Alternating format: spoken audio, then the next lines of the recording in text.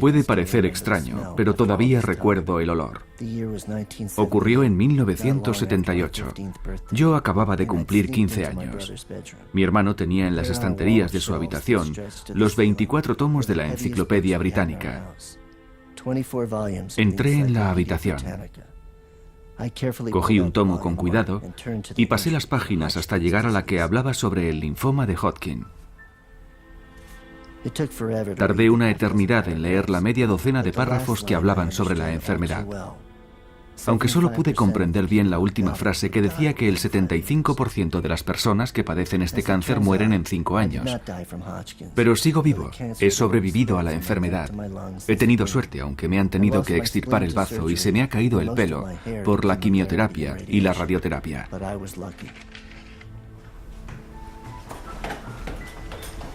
Clifton Leaf es un superviviente. Nunca olvidará su lucha contra el cáncer. En la actualidad es periodista y trabaja para una revista americana. Quizás por el sufrimiento y la angustia que ha vivido, tiene legitimidad para hacer una serie de preguntas que resultan molestas, así como para alterar las ideas existentes. Clifton Leaf le ganó la batalla al cáncer. Pero ¿cuántas personas están luchando y tendrán que luchar aún con la incertidumbre? ¿Cuántas personas tendrán que abandonar la lucha? Cada día 1.500 americanos mueren de cáncer. Utilizando el símil que me hizo un científico, es el equivalente al número de víctimas que hubo en cada una de las torres del World Trade Center el día de los atentados. Imagínense, hay tantas víctimas de cáncer como si se produjese un 11 de septiembre cada 2 días. Es una tragedia enorme. Nadie piensa nunca en la magnitud de esta tragedia.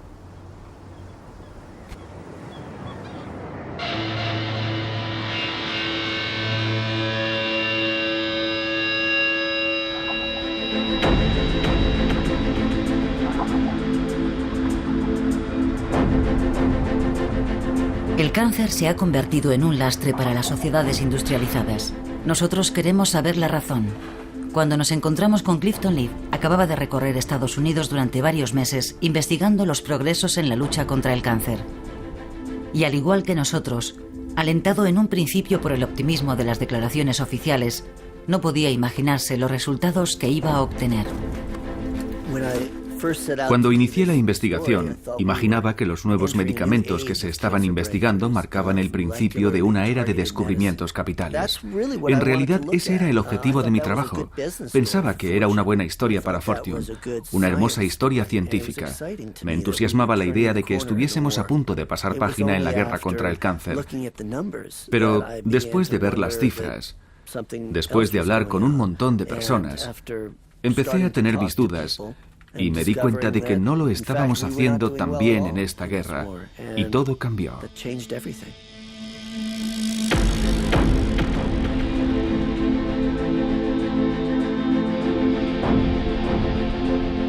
Este titular puede parecer chocante. Sin embargo, se trata de una guerra, y la realidad del campo de batalla exige que nos cuestionemos la forma en que se está llevando a cabo.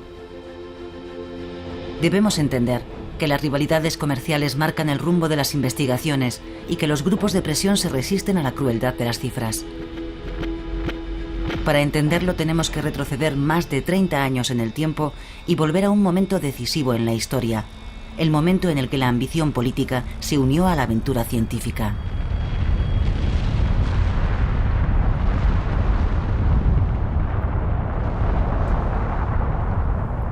...1969...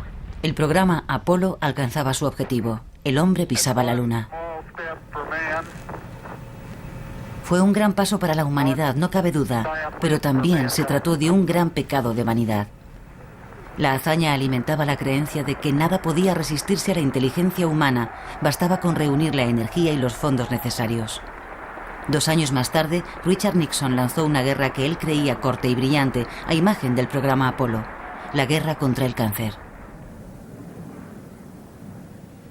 I will also ask for an appropriation of an extra $100 million to launch an intensive campaign to find a cure for cancer, and I will ask later for whatever additional funds can effectively be used. The time has come in America when the same kind of concentrated effort that split the atom and took man to the moon should be turned toward conquering this dread disease.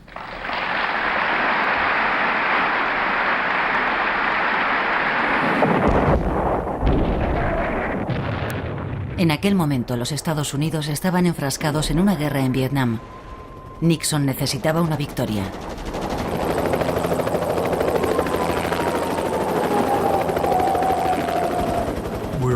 Estábamos en plena guerra de Vietnam.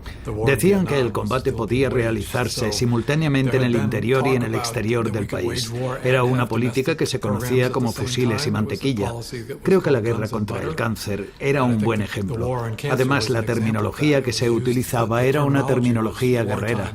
Decían que se podía resolver un problema de salud mayor sin interrumpir la guerra. El vocabulario guerrero marcó las mentalidades.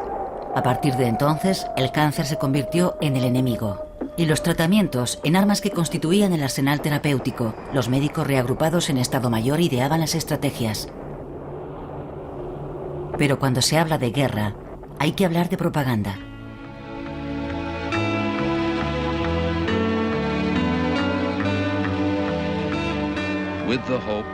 Con la esperanza de que esfuerzos como los que enviaron al hombre a la luna consigan vencer algún día al cáncer.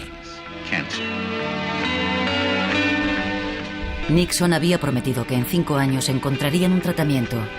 Las películas y las noticias contribuían a este optimismo tan político.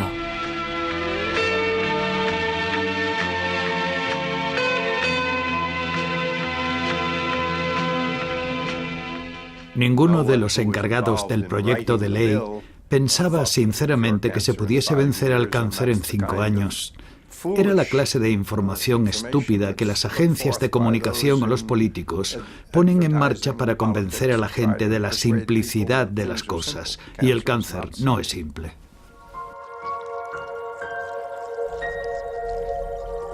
Habían declarado la guerra, habían designado al enemigo, pero no lo conocían. En aquella época, el cáncer era un completo desconocido. Se sabía que el cáncer consistía en una proliferación de células que se volvían locas, anarquistas, como se solía decir por aquel entonces. Unas células que dejaban de obedecer a las leyes de los tejidos, se volvían autónomas, independientes y se infiltraban en otras como si fueran ladrones que visitan casas ajenas. En resumen, se tenía clara la noción de que se trataba de células que enloquecían. Pero no se conocía la razón, ni se sabía cómo cambiar las cosas.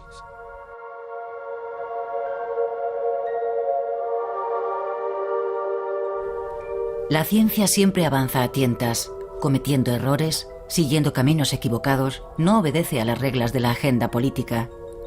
Las células cancerosas resistían a todos los medicamentos que los biólogos ponían a punto. 5 años después del lanzamiento de la guerra, el cáncer seguía sin tener el tratamiento prometido.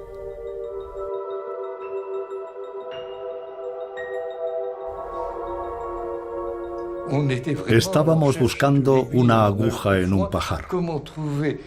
¿Dónde estaba el hilo conductor que nos permitiese comprender lo que pasaba? Y entonces llegó el milagro.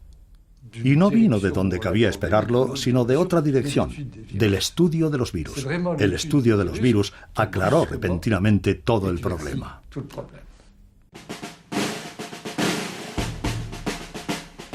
El plan Nixon había destinado millones de dólares al estudio de la conexión entre los virus y el cáncer. Había una hipótesis que sostenía que un virus se introducía en la célula e inducía el desorden genético, convirtiendo dicha célula en una célula cancerosa. Decenas de laboratorios de todo el mundo iniciaron una carrera para identificar el virus. La solución inesperada vino de un joven científico francés que trabajaba en un laboratorio americano en Berkeley. Si mal no recuerdo, fue durante un fin de semana. Una noche estaba yo solo en el laboratorio y el lunes por la mañana ya tenía todos los trazados y todas las cuantificaciones. Cayó como una bomba.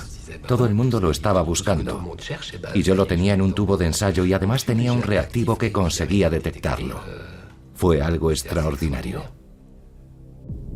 Stellan definió el marco teórico de la guerra. Por fin se había identificado al enemigo. El enemigo se escondía en el núcleo de la célula humana. Se trataba de un gen. Un descubrimiento que cambió por completo la visión del cáncer y por el que 13 años más tarde los dos propietarios del laboratorio recibieron el premio Nobel, galardón que curiosamente no recibió Stellan.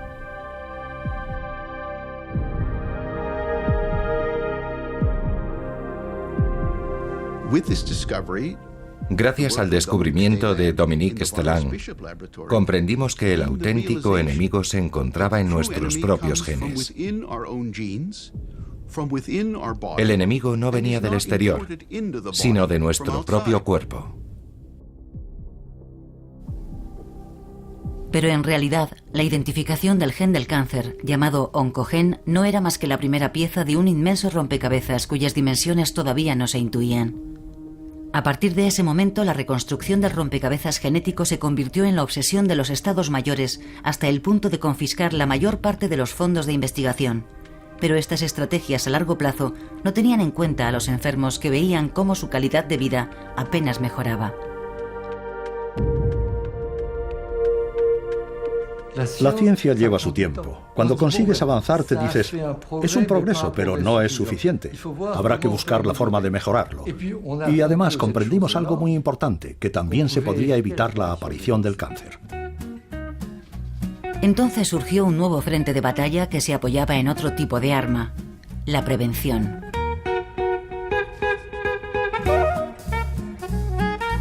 Desde hacía más de 20 años se sabía cómo impedir la aparición de determinados cánceres. En un estudio publicado en 1954, Richard Doll, un epidemiólogo inglés, demostraba que existía una conexión clara entre el cáncer de pulmón y el tabaco, tras haber realizado el seguimiento de 40.000 médicos durante 3 años. Dicho estudio fue papel mojado durante mucho tiempo. Las compañías tabacaleras hicieron presión jugando con la moda de fumar. El cigarrillo se asociaba a una imagen de independencia y seguridad. Pero las dificultades con las que se encontró la investigación del tratamiento del cáncer situaron a la prevención en un primer plano. La prevención aparecía como una solución para disminuir las desastrosas tasas de mortalidad. Las campañas más fuertes se desarrollaron en Estados Unidos e Inglaterra.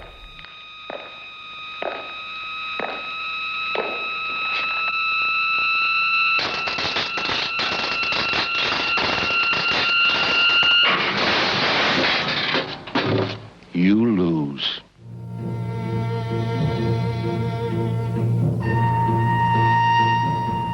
El mundo de la cancerología había encontrado su caballo de batalla. Se votó la ley Vail, que restringía el consumo del cigarrillo. Los cancerólogos se convirtieron en estrellas mediáticas. Nos dicen que hay que enseñar a la gente a fumar, que tienen que fumar con filtros, que no deben apurar sus cigarrillos ni mantenerlos durante mucho tiempo en la boca, que tienen que apagar las colillas. De acuerdo. Pero todo eso no son más que paliativos. No es nada en comparación con el hecho fundamental, que es la cantidad de sustancias tóxicas. Un prestigioso radioterapeuta, Maurice Tuviana, encarnó en la televisión durante más de 20 años el papel de experto en cáncer. Como voz oficial del mundo médico, centró el esfuerzo de la prevención del cáncer en la lucha contra el cigarrillo primero y más tarde en el diagnóstico precoz, pero no se pronunció sobre algunos factores de la contaminación.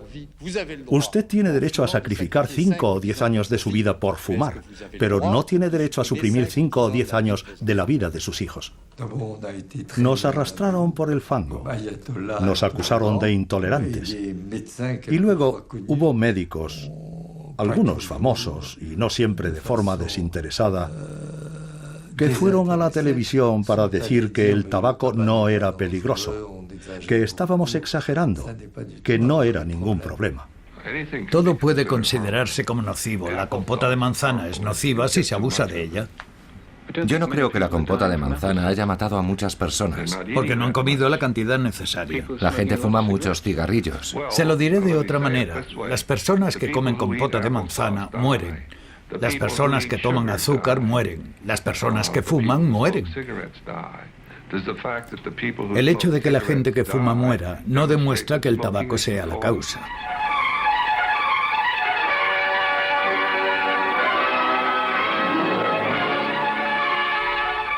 El edificante testimonio de este médico se sacó de un documental que difundió la televisión inglesa y que fue prohibido bajo la presión de Philip Morris. El documental era una parodia de la publicidad de Marlboro y trazaba el retrato terrible de unos vaqueros aquejados de cáncer de pulmón. Philip Morris se defendió sin ningún artificio. Todo era mentira y cinismo. Los médicos mentían. Recuerden que no hace mucho tiempo se dijo que el tabaco provocaba tuberculosis. Y lo peor del caso es que los científicos dejaron de investigar sobre la verdadera causa de esta enfermedad. ¿Sabían ustedes que en los años 20, en 7 estados de Estados Unidos se prohibió la venta de cigarrillos porque estaban convencidos de que provocaban tuberculosis? Pues bien, más tarde se dieron cuenta de que no guardaba ninguna relación. Listen while I tell you a story, the tale of the Marlboro brand. It came out. La respuesta de la industria tabacalera sentó las bases de la estrategia que más tarde siguieron otras industrias acusadas por el tema del cáncer. En primer lugar, hay que minimizar los hechos, para luego poner en duda la validez de los estudios en nombre de la incertidumbre científica. Tenemos con nosotros al doctor Samuel Epstein. Él sostiene que la relación entre el medio ambiente y la epidemia de cáncer en nuestra sociedad es indiscutible. Hasta entonces, la cuestión de la prevención se limitaba a comportamientos individuales. Samuel Epstein, en un libro radical, quiso extenderla también al conjunto de los problemas medioambientales. El problema no es la falta de información ni de leyes, sino nuestra incapacidad para poner en práctica lo que ya sabemos, y todo ello por razones económicas y políticas, no científicas. En los 70 y en los 80 la gente estaba tan impresionada por el esfuerzo que se estaba realizando y por las sumas de dinero que se estaban destinando al Instituto Nacional del Cáncer, que no se daba cuenta, igual que muchos científicos, de que se había dejado de lado la prevención. Pero como el número de casos de cáncer seguía aumentando, en especial entre los no fumadores, empezaron a cuestionarse algunas cosas. Si nos lo hiciera un país extranjero estaríamos escandalizados. Los medios de información se apropiaron del tema, empezaron a indagar. Los herbicidas y los pesticidas fueron puestos en el banquillo de los acusados. Un escándalo llevó las cámaras al norte del estado de Nueva York. En los años 50, un gigante de la electroquímica había enterrado sus desechos en un canal llamado Love Canal. Después colmaron el terreno y se vendió por $1. Construyeron una escuela y algunas casas. En 1977 empezaron a observarse algunas anomalías como casos de cáncer entre los niños que acudían a la escuela, un número elevado de malformaciones congénitas y de abortos naturales entre los habitantes de dichas parcelas. En el suelo se encontraron 82 productos químicos diferentes. Se abrió una investigación y se constituyó una comisión senatorial dirigida por Edward Kennedy. Love Canal se convirtió en el símbolo del momento.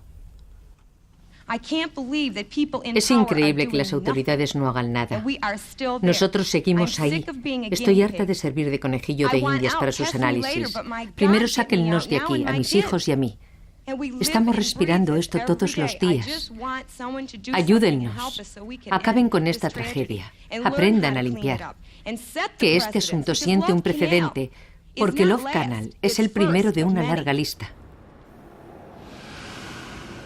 Se empezaron a preparar numerosos estudios. Los defensores del medio ambiente tenían el viento a favor, pero entonces un cataclismo político cambió el curso de las cosas.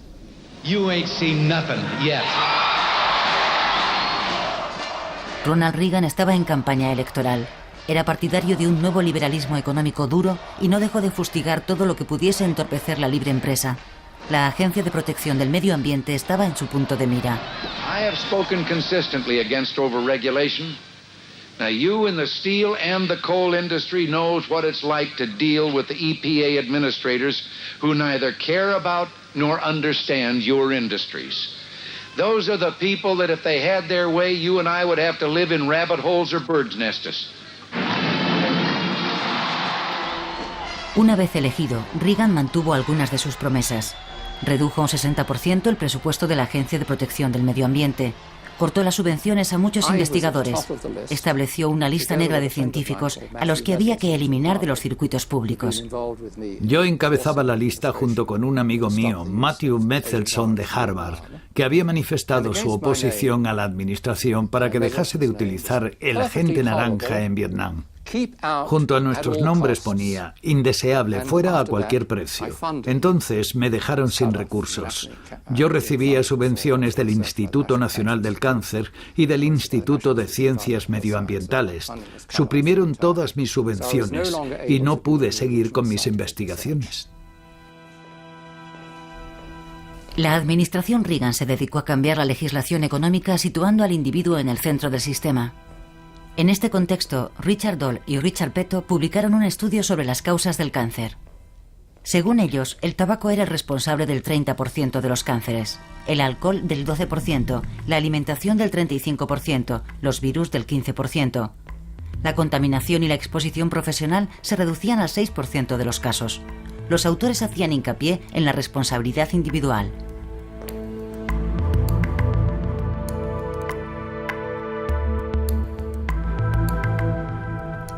Al mismo tiempo, el desarrollo de las nuevas tecnologías empujó a los laboratorios farmacéuticos a invertir en el campo del cáncer, un sector que hasta entonces apenas les había interesado.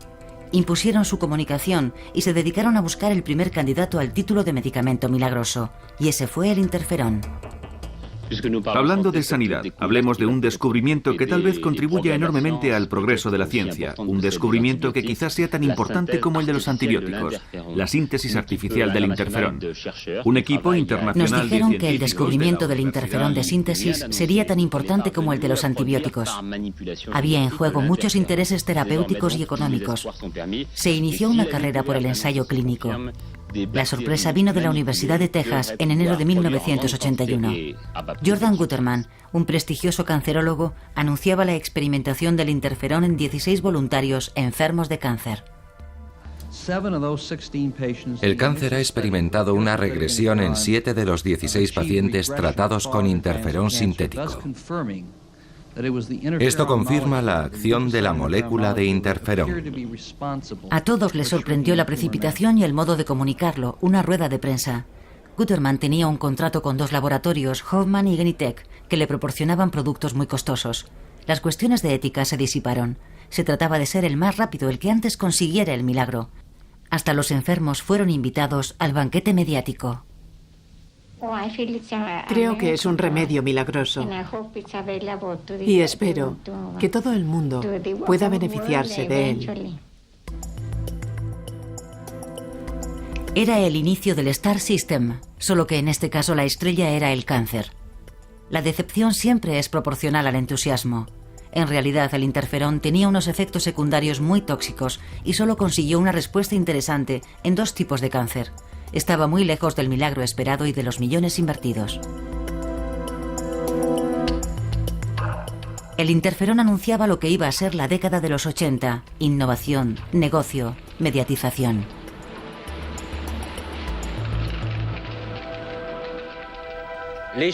Unos científicos japoneses acaban de anunciar una nueva esperanza en el tratamiento del cáncer. Una esperanza para los enfermos de cáncer de riñón, una enfermedad que hasta la fecha se consideraba incurable. A partir de ahora ya no... En medicina se pueden poner a punto unos micromisiles biológicos. Pasamos a otro asunto igual de importante. En Estados Unidos se acaba de experimentar un nuevo tratamiento contra el cáncer. Si el Instituto Nacional del Cáncer hubiese declarado «hemos obtenido una victoria contra el cáncer», los medios de comunicación se lo habrían creído. ¿Qué sabían ellos sobre la ciencia?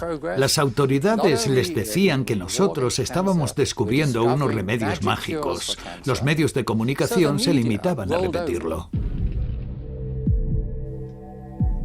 En toda guerra hay grupos que intentan penetrar en el frente enemigo mediante ataques intrépidos y maniobras repentinas por sorpresa para precipitar el destino. Steven Rosenberg posee ese espíritu de general revolucionario. No teme los abusos de autoridad. Es intuitivo, rápido, le gustan las cámaras. Es un brillante cirujano del Instituto Nacional del Cáncer que se hizo famoso por operar de cáncer al presidente Reagan en el verano de 1985 y por haber experimentado unos tratamientos tan costosos como sofisticados. Las cosas están mejorando. El tratamiento es bueno. Los progresos son espectaculares. Rosenberg dirigió la ofensiva gracias a la alta tecnología. En 1989 pensaba que la batalla tenía que librarse en el núcleo de la célula.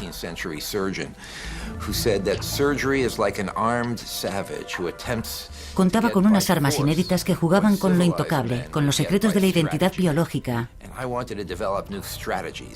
¿Iba a tocar a los genes?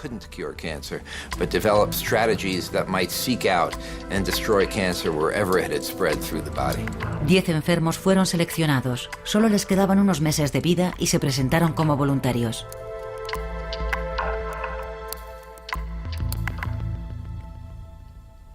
Por primera vez, teníamos las herramientas necesarias para introducir genes extraños en las células y crear células con unas propiedades que nunca se habían dado en la historia de la evolución. Pero como nunca antes se había hecho, se multiplicaron los debates y las manifestaciones para impedir la experimentación clínica. Tardamos más de 2 años en obtener la autorización para llevar a cabo el primer experimento, modificar genéticamente a un individuo para tratar su cáncer. Nosotros inauguramos el campo de la terapia génica.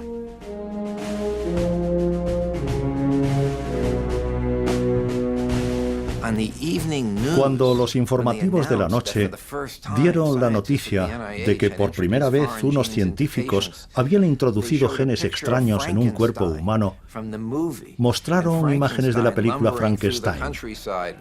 Desde mi punto de vista, fue un gran malentendido.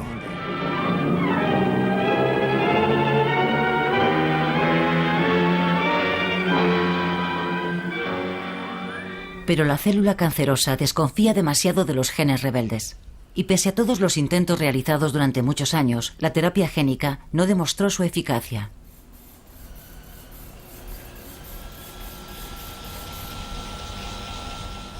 Veinte años después de que Nixon iniciara la guerra contra el cáncer, después de haber invertido miles de millones de dólares en la investigación, la relación con la enfermedad no había cambiado mucho.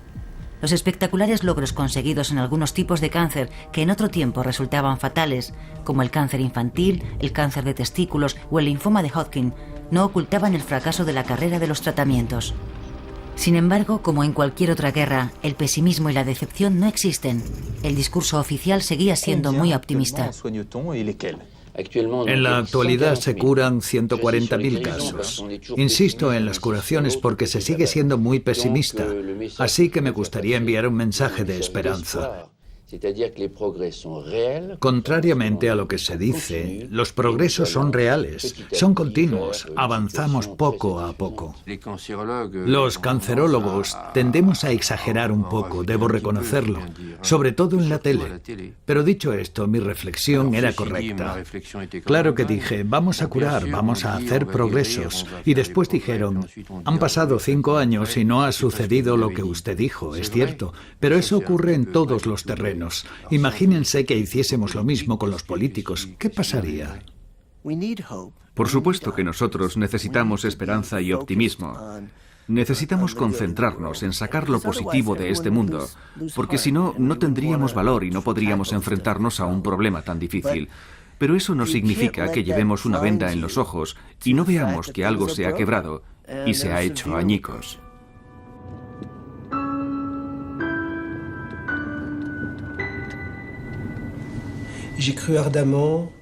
Cuando era un joven residente y después jefe de clínica, creía fervientemente que estábamos ante una revolución y que los nuevos medicamentos iban a curar a los enfermos.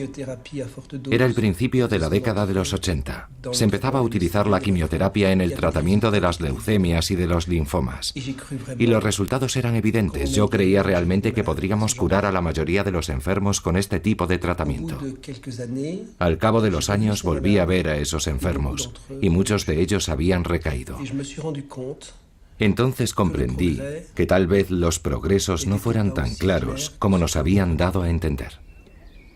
Logan Schwartz hizo su residencia en Harvard, realizó varios años de prácticas en Estados Unidos y era radioterapeuta en el hospital parisino de la Pitié-Salpêtrière cuando escribió un libro muy incisivo, Metástasis, verdades sobre el cáncer. En él arremetía contra algunas ideas reconocidas, Ponía el dedo en la llaga con sus preguntas y se atrevía a usar una palabra tabú: fracaso. Pero Logan Schwartz todavía no sabía lo que costaba romper la ley del silencio. Al mismo tiempo, al otro lado del Atlántico, John Baylor, un eminente profesor, experto en estadísticas, que había trabajado más de 20 años en el Instituto Nacional del Cáncer, sacudía a la comunidad científica al publicar en el prestigioso New England Journal of Medicine un artículo titulado El cáncer invicto. ¿Y qué decía en él?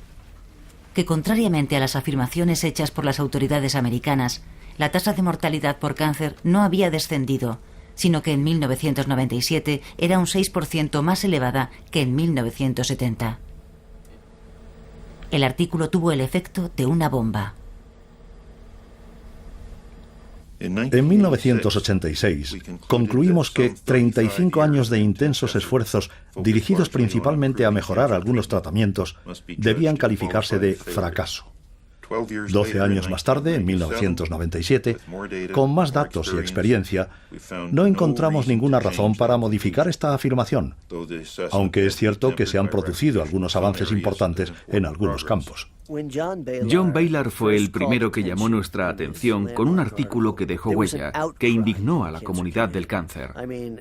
Le dejaron a la altura del betún, le atacaron, cuestionaron sus motivaciones, cuando lo único que estaba haciendo era llamar nuestra atención sobre el hecho de que las cosas no funcionaban. Todos mis datos procedían del Instituto Nacional del Cáncer. Lo único que hice fue analizarlos. Cualquiera habría llegado a la misma conclusión. ¿Cómo explicar este resultado? La respuesta siempre era la misma. Hay que esperar. Ya llegará. Muy pronto se producirán grandes cambios. Y aún estamos esperando.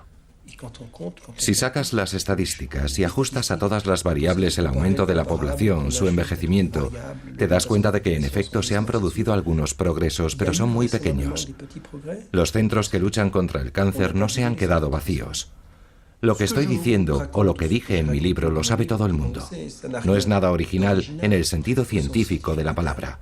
Lo único original es sencillamente haberlo escrito. Pero todo el mundo comparte este tipo de opinión, o al menos la mayoría de nosotros. ¿Le reprocharon el haberlo dicho? Sí, me lo reprocharon. Yo sabía que la reacción sería muy violenta, sí. Pero sentía que tenía que hacerlo. No podía guardarme para mí lo que sabía. No me habría sentido a gusto conmigo mismo.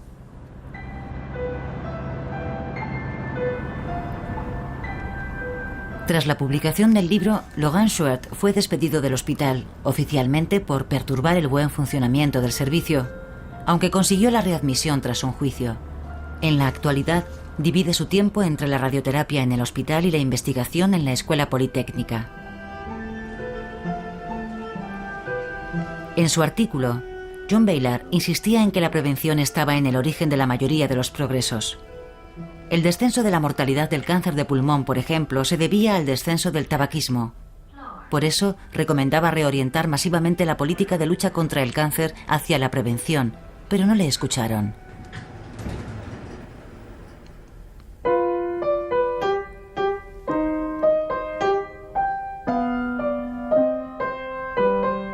Mientras las instituciones se negaban a escuchar las voces discordantes, cada vez eran más los que tenían que vivir con el cáncer o cerca de él. Ahora piden cuentas a los que les prometían días de gloria. Cuando tenía 39 años, noté que tenía un bulto en el pecho. Fui a ver a mi médico y me mandó una biopsia. Luego me llamó y me dijo por teléfono que tenía cáncer.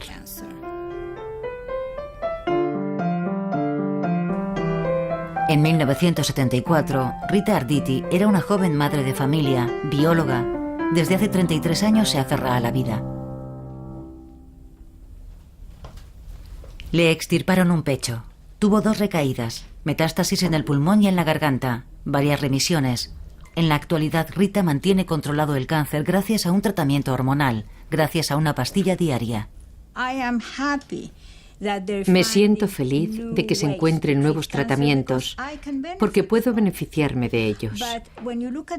Pero si valoramos la situación en conjunto, todas las investigaciones se centran en el tratamiento de los que ya padecen un cáncer o en el diagnóstico precoz. En cambio, la investigación sobre la prevención es insuficiente y debería estar al mismo nivel o incluso ser mayor, porque hay millones de personas que todavía no sufren el cáncer. Las mujeres fueron las primeras en organizarse, como vemos aquí, en Boston, en contra del cuchillo, de la quemadura y del veneno. Retomando sus términos, se convirtieron en el rostro y en la voz de una plaga invisible.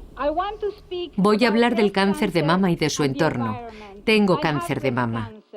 Me dijeron que no tenía curación porque se había extendido a otros órganos. Entonces surgió una cuestión crucial en torno a las causas de la epidemia. Cada vez hay más mujeres con cáncer de mama y no sabemos por qué. Esta pregunta domina una película emblemática de la época, Las hijas de Raquel. La película también es el testimonio de la aparición de un sentimiento común.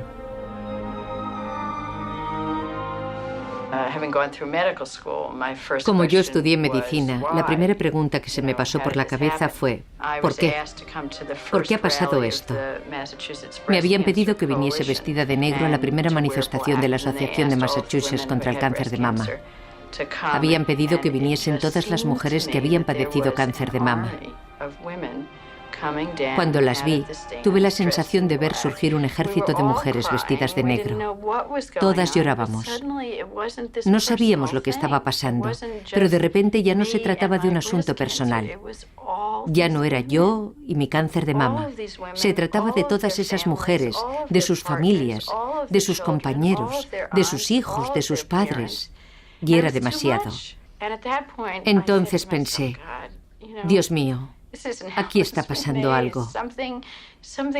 Y no es por mi culpa, ni por la suya. Es algo que se nos escapa. En la década de los 60, 1 de cada 20 mujeres tenía cáncer de mama. En los 90, 1 de cada 10. En la actualidad, 1 de cada 9. La respuesta oficial para explicar el aumento es de un clasicismo banal: envejecimiento de la población, diagnóstico precoz, evolución de los comportamientos individuales.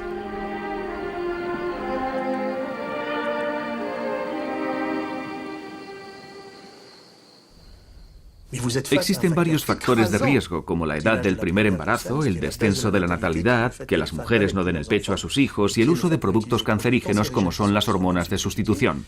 Paralelamente pueden darse otros factores que afectan a nuestros hábitos de vida y aumentan el riesgo de padecer un cáncer más que en el pasado. Lo que me preocupa es que casi siempre se acusa a la víctima. Si usted tiene cáncer, es culpa suya. Usted está demasiado gordo. Usted ha comido demasiado. Usted ha fumado demasiado. Usted ha sido muy promiscuo en su vida sexual. No hemos hecho un buen trabajo de prevención. No hemos dicho a la gente que el aire que respira, el agua que bebe, la comida que come, también son factores de riesgo. En la Casa Blanca permanecían ajenos a la polémica y la línea del discurso seguía siendo la misma: aumento de los fondos para la investigación del tratamiento y responsabilidad individual. Medical science is helping cancer victims survive and helping survivors lead better lives. With exercise, nutrition, and changed behavior, we can reduce the chances of developing cancer. With well-funded research, we are pushing toward new cancer therapies and new cancer cures.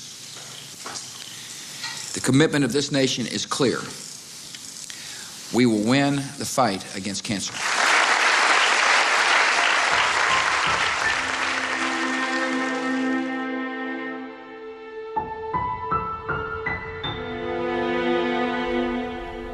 Y mientras la subida del precio de los medicamentos entorpecía el funcionamiento de los hospitales colapsados por el número creciente de enfermos, no se realizaba el reparto equilibrado de los fondos asignados a la prevención y el tratamiento. La genética seguía concentrando todas las esperanzas y se llevaba los presupuestos.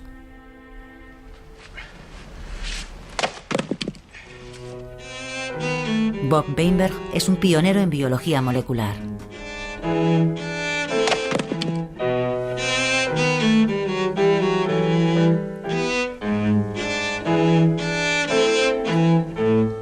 Bob Weinberg trabajaba con los genes del cáncer. Buscaba las mutaciones en la inmensidad del genoma, intentaba encontrar una coherencia detrás de la locura de las células. Pensaba que todos los enigmas de la vida tenían solución.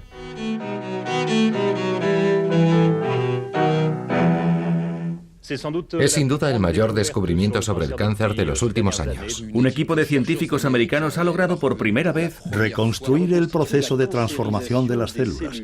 Robert Weinberg está convencido de que la primera década del siglo XXI nos traerá unos tratamientos con los que los cancerólogos del siglo XX ni se atreven a soñar. En el verano de 1999, el mundo entero conocía la noticia de que Bob Weinberg acababa de colocar las últimas piezas del rompecabezas genético del cáncer. Hagan memoria, el rompecabezas que había empezado Dominique Stellan en 1976. Weinberg fue el primero en describir las etapas genéticas que transforman una célula normal en una célula cancerosa. ¿Pero era esa la clave para conseguir el tratamiento esperado? Cuando creamos estas células, esperábamos que constituyesen un modelo que nos permitiese comprender cómo las células humanas se hacen malignas. Si podemos comprender las 5 modificaciones esenciales, quizás haya 6 o 7, entonces podremos empezar a identificar los objetivos que los medicamentos tienen que atacar en el seno de las células cancerosas para transformarlas en células normales. O, para ser más realistas, para destruir las células cancerosas. Poco a poco emergen otros aspectos del arma suprema: el tratamiento dirigido, el tratamiento específico. Se trata de conseguir lo que no ha logrado la terapia génica, atacar solo al gen rebelde y hacerlo con medicamentos. Pero todavía hay que poner a punto esos medicamentos. Los avances teóricos y las extraordinarias demostraciones tridimensionales no garantizan el éxito. La genética del cáncer, por su complejidad, sigue siendo un terreno minado por las sucesivas decepciones. El pensamiento genético se convirtió en los años 70 y 80, con el triunfo y la belleza del modelo del oncogen celular, en algo así como que existen unos genes en las células que están listos para convertirse en cancerosos. No hay más que apretar un botón. Esta idea es falsa. Yo creo que en la actualidad es falsa en sí misma, falsa en la utilización quirúrgica, en los frutos que ha dado para el tratamiento y en la epidemiología, ya que pese a esta comprensión tan deductiva, de momento no ha funcionado. No es más que un sueño de los partidarios del cientificismo.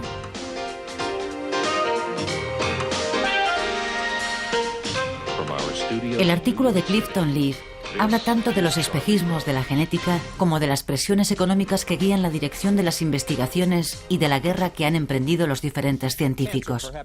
Los medios de comunicación toman el relevo, la televisión amplifica, y los altos cargos como el premio Nobel Harold Barmus o Andrew von Eisenbach, presidente del Instituto Nacional del Cáncer, tienen que explicarse y admitir las críticas. Este artículo de la revista Fortune: ¿Por qué estamos perdiendo la guerra contra el cáncer?, del periodista Clifton Leaf. Yo diría que estamos muy lejos de ganar esta guerra y que con la estrategia que estamos usando, corremos el riesgo de perderla. Una de las revelaciones que hacía en este artículo era que había muy pocas investigaciones sobre el proceso de metástasis. Me chocó comprobar que solo un 1% del dinero destinado a la investigación se dedicaba al estudio de las metástasis, cuando son responsables del 90% de los fallecimientos de los enfermos de cáncer. Yo quería saber la razón. La mejor respuesta que conseguí hablando con los científicos fue que se trata de un problema muy difícil que implica unos factores que aún no conocemos. Es evidente que esta afirmación es cierta y yo también lo digo. Actualmente estamos en un punto muerto de las investigaciones terapéuticas y solo hay una solución: la precaución y la prevención, o lo que es lo mismo, evitar tener un cáncer. No se realizan grandes presiones exigiendo la prevención del cáncer, ni hay muchas personas agradecidas por no tener cáncer. En cambio, sí que hay muchas personas agradecidas porque su cáncer ha sido tratado con éxito. Yo creo que esto explica muchos de nuestros problemas. Nunca sabremos quién habría padecido un cáncer y se ha librado de él gracias a la prevención.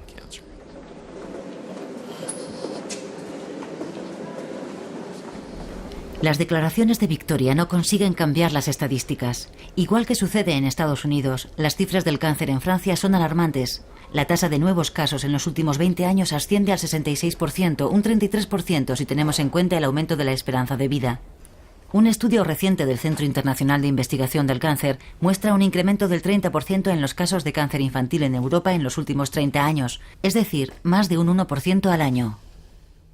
Dominique Belpomme, cancerólogo desde hace más de 35 años, gran apasionado en esta guerra, creyó durante mucho tiempo en el descubrimiento de un tratamiento. Pero en las consultas, las hermosas historias de curación conviven con mucha frecuencia con las malas noticias. Póngase las gafas. Me gustaría que hiciera esto con las manos. Con fuerza. Separe los dedos con fuerza. No hay ningún signo de mano hueca. Muy bien. Hoy en día, el doctor Belpomme está convencido de que las causas de la epidemia son medioambientales, que al tabaco, al alcohol y al sol se suma todo tipo de contaminación relacionada con la introducción de miles de moléculas químicas en el medio ambiente en los últimos 50 años. En mayo de 2004 organizó una conferencia en la UNESCO, desde donde se lanzó el llamamiento de París, con el objetivo de interpelar a la sociedad civil y a los políticos.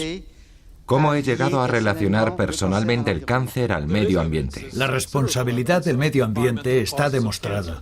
Hay que actuar y prevenir. Cuanto más dinero gastamos en el cáncer, más casos de cáncer hay. ¿Cómo puede ser? En enero de 2006, el llamamiento de París había reunido más de 150.000 firmas, entre ellas las de 2 premios Nobel. El Comité Permanente de Médicos Europeos, que representa a más de 2 millones de facultativos, también se ha sumado a los principios del llamamiento de París. Pero la cantidad y la calidad de los signatarios no afecta a las instituciones.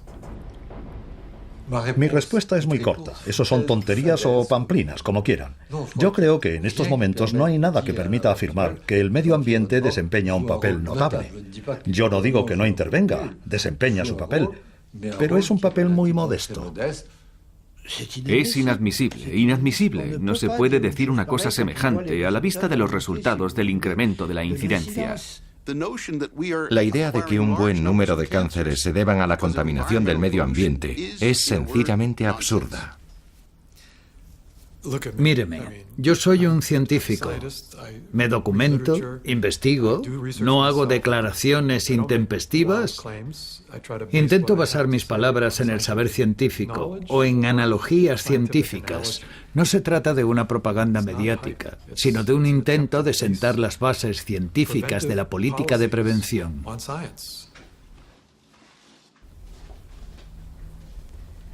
Richard Clapp, profesor de salud pública, ha realizado numerosos estudios epidemiológicos.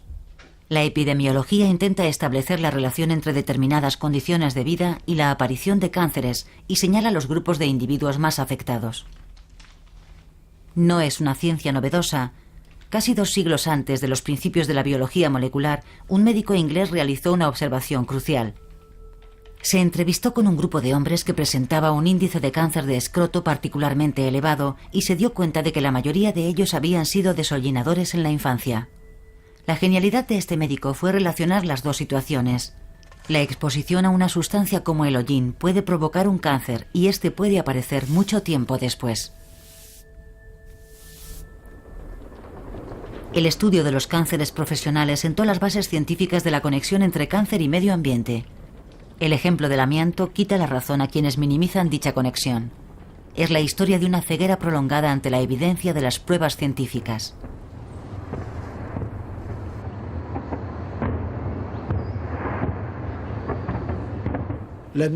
Los industriales americanos empezaron a interesarse mucho por el carácter cancerígeno del amianto y realizaron experimentos con animales, que es el único modo de investigar. Desde finales de los años 40 sabían lo que pasaba y no dijeron nada. Impidieron toda publicación de los estudios. Hasta hace muy poco no hemos tenido conocimiento de ellos y ha sido a través de procesos judiciales.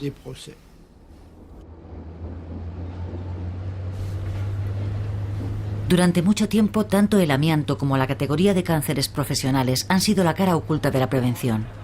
Ante la indiferencia general, los obreros morían de mesotelioma, un cáncer de pulmón provocado por el polvo de amianto. La lucha de los obreros comenzó en los años 70. En Jones Mainville, los obreros hicieron una huelga para pedir que su cáncer fuera reconocido como enfermedad profesional. Protestaban contra el silencio de los médicos de empresa. A muchos de nosotros nos gustaría irnos, pero llevamos aquí 30 años. Los que han podido marcharse han tenido suerte. No veo qué podríamos haber hecho allí los cancerólogos.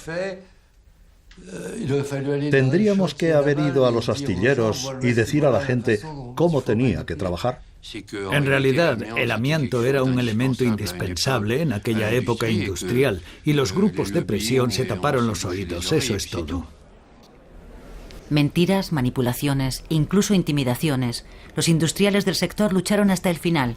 Consiguieron imponer el máximo tiempo posible la utilización del amianto. Francia espera que de aquí al año 2025 mueran entre 50.000 y 100.000 personas. ¿Eran necesarias unas previsiones alarmantes para provocar una decisión política? Finalmente, en 1997, es decir, 40 años después de la primera demostración de su nocividad, Francia prohibió el uso del amianto y después lo hizo la Unión Europea.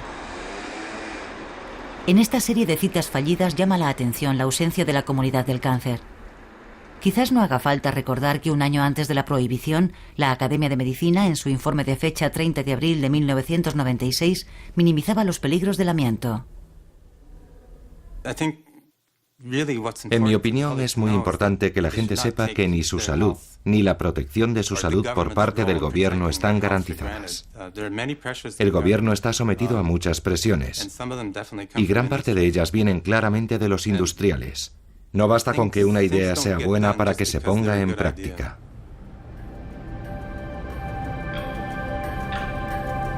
A veces, la respuesta a las cuestiones fundamentales viene de los contratiempos que los científicos se encuentran en sus investigaciones. ¿Cómo se explica el aumento del cáncer de mama, de próstata, de testículo? Estos cánceres no están directamente relacionados con el tabaco, están relacionados con la producción de hormonas en el cuerpo y por lo tanto con el sistema endocrino. En Boston, en el laboratorio de Carlos Sonnensheim y Anna Soto, se ha gestado una de las hipótesis científicas más audaces de los últimos años, la de los perturbadores endocrinos. En el transcurso de una manipulación rutinaria, los biólogos observaron que en uno de los cultivos proliferaban células cancerosas. ¿Por qué razón? Tardaron meses en encontrar la clave del enigma. La contaminación venía de un tubo de plástico. Uno de los componentes del plástico actuaba como las hormonas femeninas, los estrógenos, producidos normalmente por los ovarios, y estas hormonas eran las responsables de la proliferación de las células cancerosas. ¿Cómo era posible que hubiese estrógenos en el plástico? ¿Qué significaba? Nuestra primera reacción fue la sorpresa. Después pensamos inmediatamente en las consecuencias de este hallazgo. Si el estrógeno estaba presente en un tubo de laboratorio, podía estarlo también en un biberón, por poner un ejemplo. Eso significaría que los bebés están expuestos a las hormonas.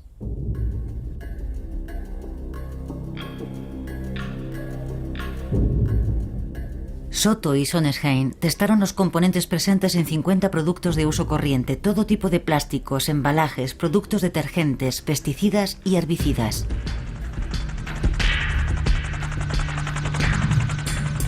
En ellos también encontraron productos que actuaban como hormonas.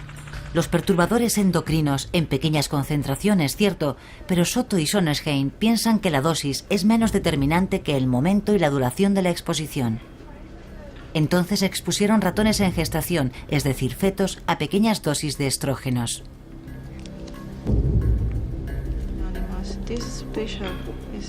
El resultado fue sorprendente. Las glándulas mamarias de los pequeños presentaban numerosas alteraciones susceptibles de provocar daños más importantes en la edad adulta. Es como si de bebés hubiésemos sido expuestos a algo y los efectos apareciesen a los 30 o 40 años. Esto hace que te plantees muchas cosas. No obtienes respuestas, sino todo lo contrario, más preguntas. Como por ejemplo, si las glándulas mamarias están tan modificadas, ¿significa que aumenta el riesgo de cáncer de mama? No estamos demostrando que una cosa es la causa y otra el efecto. Pero todo esto refuerza una hipótesis que hay que comprobar. La causa del repentino aumento de los casos de cáncer de mama son los estrógenos químicos que se han ido introduciendo en el medio ambiente durante los últimos 50 años.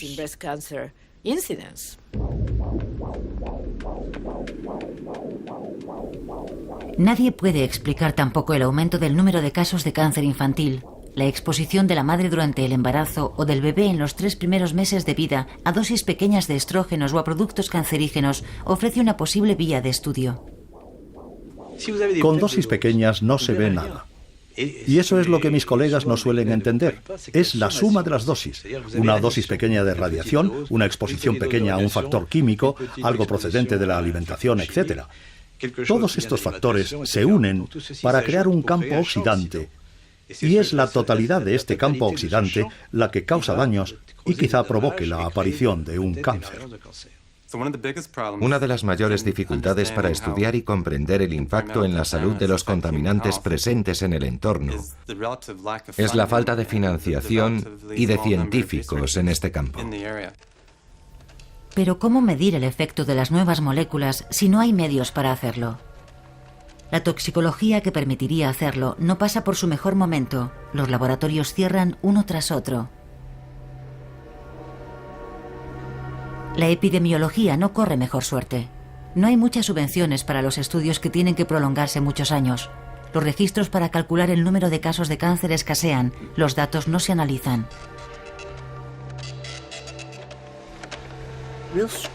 Lo chocante del caso es la escasez de medios con que cuenta la epidemiología del cáncer para tratar de establecer quién está afectado de cáncer, dónde, por qué, cuándo, cuáles son los factores que entran en juego. Pero Amazon.com, una página web de consulta, probablemente sepa más que la comunidad del cáncer sobre nuestro estilo de vida, nuestros hábitos o nuestros comportamientos. Los científicos no tienen ni idea de quién va a desarrollar un cáncer ni el por qué. Se conocen las tasas de mortalidad, pero no se explica la disparidad geográfica. La mortalidad por cáncer es un 50% más elevada en Nord-Pas-de-Calais que en Midi-Pyrénées. Sería interesante conocer la razón. No lo sabremos porque no se ha estudiado por falta de medios, o lo que es lo mismo, de voluntad política. La forma de pensar de los políticos es la siguiente. Cuidado, si un día acusamos a tal o cual molécula, nos arriesgamos a que piensen que puede afectar a los puestos de trabajo y eso puede hacernos perder votos en las elecciones. Y no hacen nada. Así que el electoralismo por un lado y la investigación en beneficio propio por otro hacen que al final se rechace la prevención, que es el arma esencial. El cáncer est autant un problème de santé qu'un problème de société. Nous ne progresserons que si nous savons mettre au service de En Francia, el plan contra el cáncer anunciado en 2003 supone el primer paso en la toma de conciencia política de la magnitud de la plaga. Nadie pondrá en duda el beneficio de medidas como la ampliación de la lucha contra el tabaco o la ampliación a todo el país del diagnóstico organizado del cáncer de mama o la coordinación e igualdad en el acceso a la asistencia médica o la cobertura de las necesidades psicológicas y sociales de los enfermos. Sin embargo, porque no se ha dado prioridad a la epidemiología y a la toxicología en la concesión de nuevos fondos de investigación. Por último, el objetivo del plan, reducir en un 20% la mortalidad debida al cáncer en 5 años, es poco realista. Now is the time to bolster our efforts. We will increase funding at the National Institutes of Health by $2.8 billion in 2002. La Casa Blanca está de fiesta. Nuevos fondos y deseos piadosos son los dos pilares de la política de sanidad pública. I hope, I believe, and I pray that we are on the verge of great victories against cancer. I'm a survivor. I won't let it get the best of me. I try my very best to be that strong. Oh, oh, oh, I'm a survivor. Cuando a pesar de los obstáculos los científicos por fin consiguen realizar sus estudios, suelen tropezar con intereses económicos. Tom Weigel trabajó durante mucho tiempo en Santé, Canadá. Realizó estudios sobre los efectos del tabaco o de los pesticidas. Estuvo sometido a presiones, al igual que sus colegas de todo el mundo. Los medios son múltiples, desde los más toscos hasta los más sutiles, como la prohibición de publicar, chantajes con el empleo, intentos de desestabilización. El clásico ejemplo de una empresa que ha sido acusada y que consigue gracias a sus cómplices el estudio que la perjudica antes de su publicación y paga a un catedrático famoso para que haga una crítica.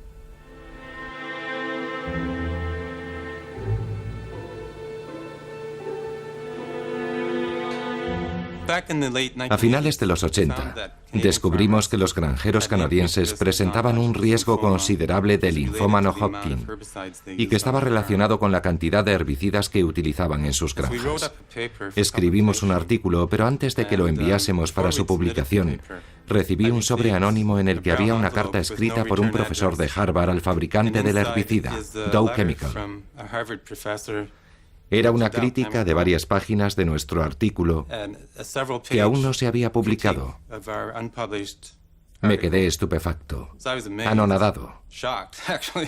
Nunca me había pasado una cosa así. Después me enfadé. Y luego empecé a preocuparme porque no podía imaginar quién había podido pasar el artículo a Dow Chemical. Y a día de hoy sigo sin saberlo. Las presiones también se ejercen al otro lado del Atlántico. A André Chicolela le echaron del Instituto Nacional de Investigación y Seguridad. Sucedió en 1994. La víspera dio un congreso internacional que él mismo había organizado acerca de los peligros de los éteres de glicol, una sustancia que se encuentra en todo tipo de disolvente.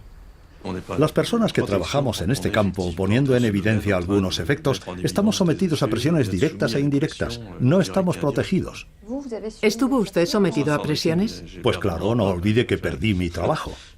Llevaba 20 años trabajando. Yo había dirigido esta operación, creo que con éxito, y como recompensa me encontré sin sueldo a final de mes.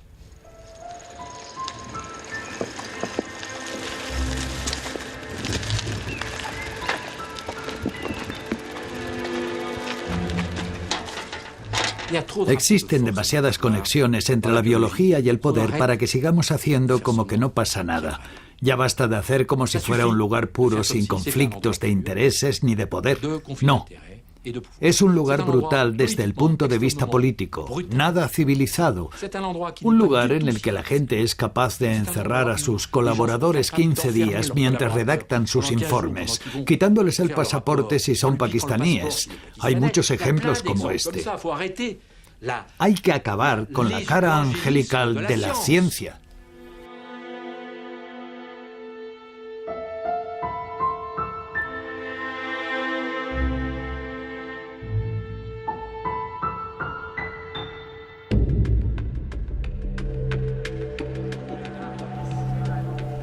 La prevención no da dinero, no interesa a la industria farmacéutica, y una demostración clara de este hecho es el Congreso Anual de la Asociación Americana de Cancerología.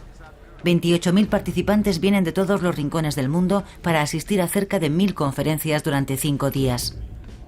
1.000 conferencias que se centran en los tratamientos, las últimas novedades, pruebas terapéuticas. Los laboratorios dirigen las ponencias y controlan el contenido. Un tratamiento que alargue 2 o 3 meses la vida del enfermo se anuncia como un logro considerable. Escasean los descubrimientos revolucionarios, así que cuando se produce uno tiene el recibimiento que se merece. Brian Drucker, un médico de la Universidad de Portland, fue aclamado como un héroe en mayo de 2001 cuando anunció la aparición de un medicamento milagroso en el que ya nadie creía. Hoy ha sido un día de grandes cambios en Washington que va a tener repercusión en millones de personas gracias a un avance asombroso en el tratamiento de una forma rara de leucemia. Una única pastilla podría abrir el camino al futuro tratamiento de muchos otros tipos de cáncer. Un medicamento milagroso, el Gleevec, así se llama, acaba de ser probado con éxito en el tratamiento de 2 tipos de tumores raros. Varios miles de personas ovacionaron al hombre que acababa de proclamar la aparición del primer tratamiento específico eficaz, el Gleevec. El Gleevec solo actúa en una forma rara de leucemia. Está dirigido a un número restringido de enfermos, pero después de tantos años de escasez y decepciones se había convertido en el ejemplo a seguir.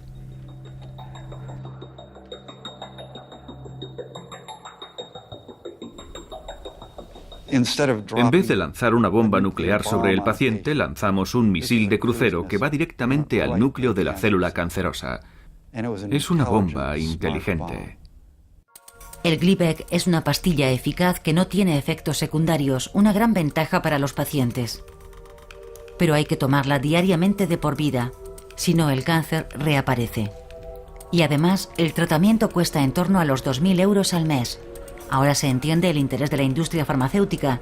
Se ha invertido mucho dinero y hay grandes intereses económicos en juego. Pero esto último ni mencionarlo. Unless you are accompanied with an ASCO staff person, there are no cameras on the floor. So you need to remove the camera. Let's see, we could go, I see people down there, we can go see what's... En 5 días de congreso, el servicio de prensa nos concede 1 hora de grabación, no más, acompañados por una azafata que nos pasea por unos pasillos vacíos. La Asociación Americana de Cancerología es como el Festival de Cannes. Todo el mundo puede grabar las lentejuelas y las buenas noticias, pero el negocio se mantiene en privado. Nadie aquí le dirá que la cifra de negocio relacionada con el tratamiento anticanceroso se ha duplicado entre 2004 y 2007.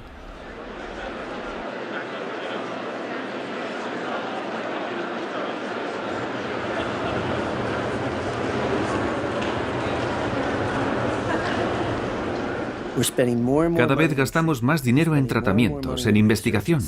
Alguien tiene que pagar la factura. Y las sociedades industriales envejecen. Entramos en una zona de peligro. Los casos de cáncer van a aumentar, así como las muertes por su causa. Y no estamos preparados.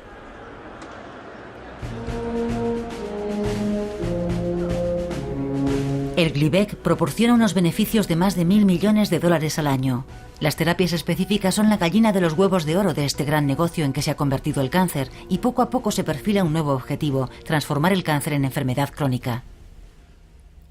Imagínese que usted es hipertenso, nunca se curará de su enfermedad, pero si toma una pastilla todos los días para controlarla, tendrá la tensión normal. Pues bien, algún día sucederá lo mismo en el caso del cáncer.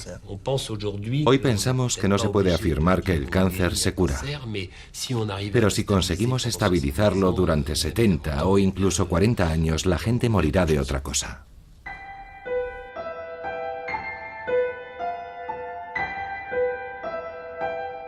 Desde el principio de esta guerra se han recabado muchos datos. Y sin embargo seguimos sin analizar los millones de moléculas que se lanzan al medio ambiente. Todavía no se ha hecho la cartografía del cáncer. Seguimos obstinados en descifrar el gen. Quizás el empeño por lo infinitamente pequeño sea un síntoma de que la sociedad evita mirarse a sí misma.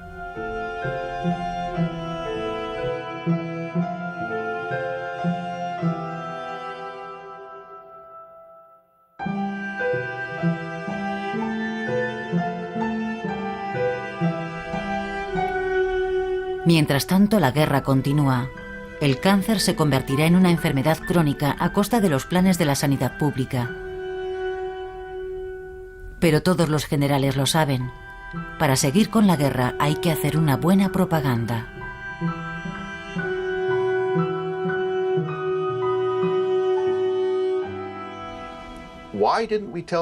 ¿Por qué no dijimos en 1980 que no teníamos ni idea de cuándo se descubriría algo que llevase a la curación? Es muy sencillo. Si lo hubiéramos hecho, la gente nos habría dejado plantados. ¿Y dónde estaríamos ahora? Exactamente en el mismo punto en el que estábamos en 1975. A veces hay que contar cuentos para que las cosas puedan avanzar. Si me siento culpable por haber contado un cuento en 1980, en absoluto. Estaba justificado, porque sabíamos que la gente necesitaría paciencia.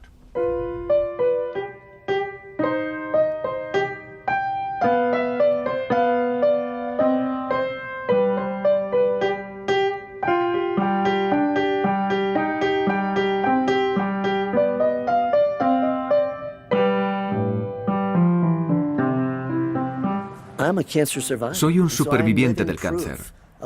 Soy la prueba viviente de lo que la ciencia y la medicina pueden hacer. En cierto modo, puede resultar escandaloso que yo critique a quienes me salvaron la vida. Pero en resumidas cuentas, lo hago por mi hija, Sofía. Tiene 1 año. No quiero que crezca en un mundo en el que tendrá miedo a padecer un cáncer de mama o de ovario, unas enfermedades terribles que te carcomen el interior. No puedo imaginar algo así para ella. Así que creo que tenemos que ponernos todos manos a la obra para cambiar un sistema que no funciona.